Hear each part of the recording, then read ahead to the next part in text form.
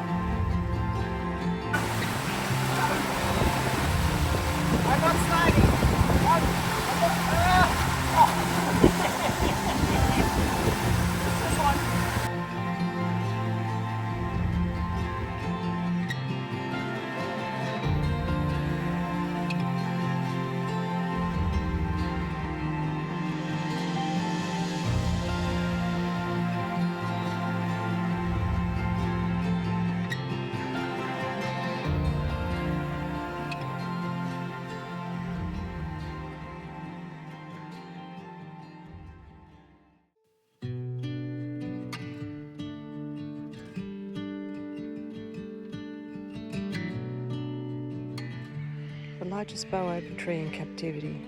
Bourbs grow very slowly over hundreds of years. Trees like this one can reach a height of 25 metres with a girth of up to 20 metres. The wood is soft and spongy and can store water within its fibre during times of dry. The fruit or nut can be up to 25 centimetres long and 15 centimetres in diameter. Its chalky white pith is edible and high in vitamin C. The young leaves and roots are also edible. This tree is estimated to be over 2,000 years old. This is a baobab tree nut from one of the trees up there. I just knocked it down with a stick. Apparently this is edible to keep scurvy away. So It's full of vitamin C. What does it taste like? tastes like dried up pears.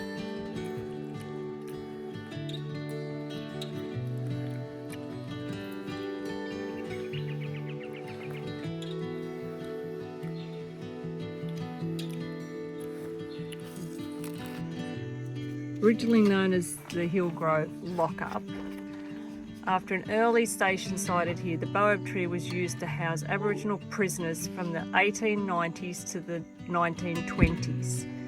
In the dry season, the troopers with trackers, cook horse tailors, mules and horses would undertake a 3-month police patrol to the interior. Prisoners collected along the way were escorted back to Wyndham in chains. The police patrol travelled from Wyndham to Kurungi Station, Ord River and Mount Elizabeth, then north to Drysdale Mission, which is Columbaroo, and east to the Forest River Mission. The prison tree was the last night's camp before arriving back in Wyndham, where prisoners were taken to the Wyndham jail to await trial.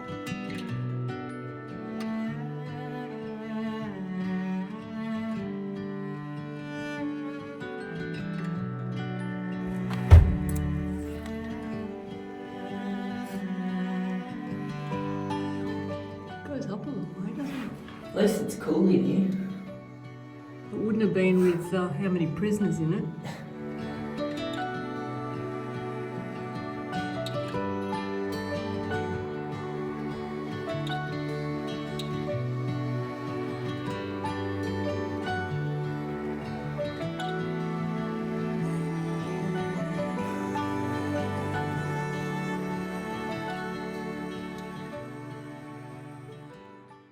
It was 1853 and Ireland was in the grips of starvation due to unjust tax laws for tenant farmers.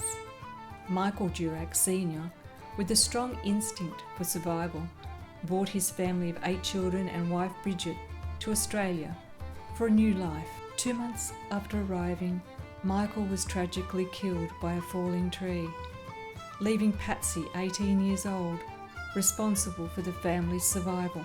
In 1855, they settled on 273 acres at Dixon's Creek near Goulburn. But Patsy had a strong pioneering spirit that led his family to settle where no white person had been.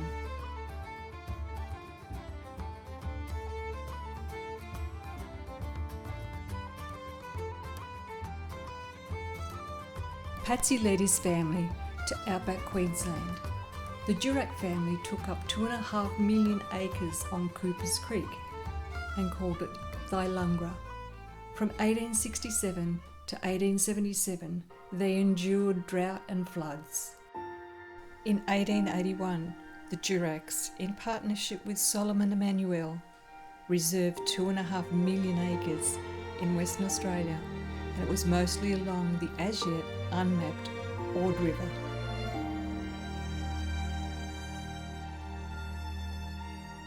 Four mobs of cattle, owned in part or whole by various members of the Durack family, set out. 2 left from Thylungra, 1 mob left from Barcoo River Station, and the last from Galway Downs. Together, the 4 mobs moved from river to river, grass to grass, north to the Gulf of Carpentaria, and then west across the northern rivers. Often held up for weeks and months by drought and flood, they endured fever, disease, scurvy, stampedes, crocodiles, and native spears.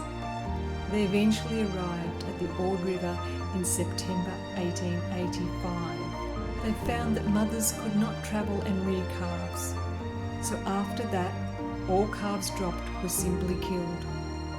There was little room for sentiment for the man on the track in the far interior with thousands of cattle.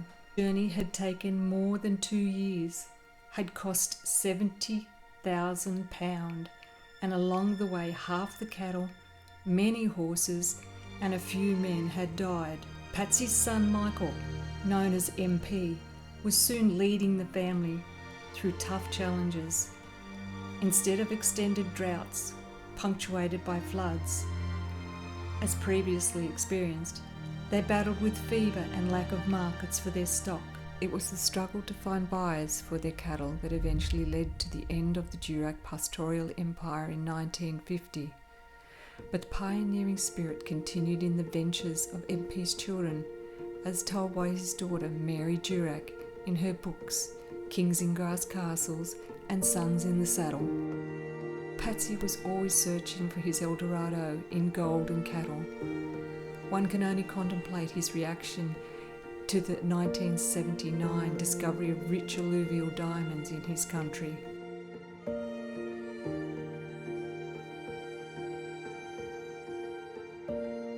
Today, the position of original ARGYLE homestead now lies silently under the waters of the Ord River Dam. The homestead was dismantled and reconstructed on higher ground. Headstones were also relocated to this area, and it's now a memorial highlighting the lives of those who established the wild, untouched Kimberleys.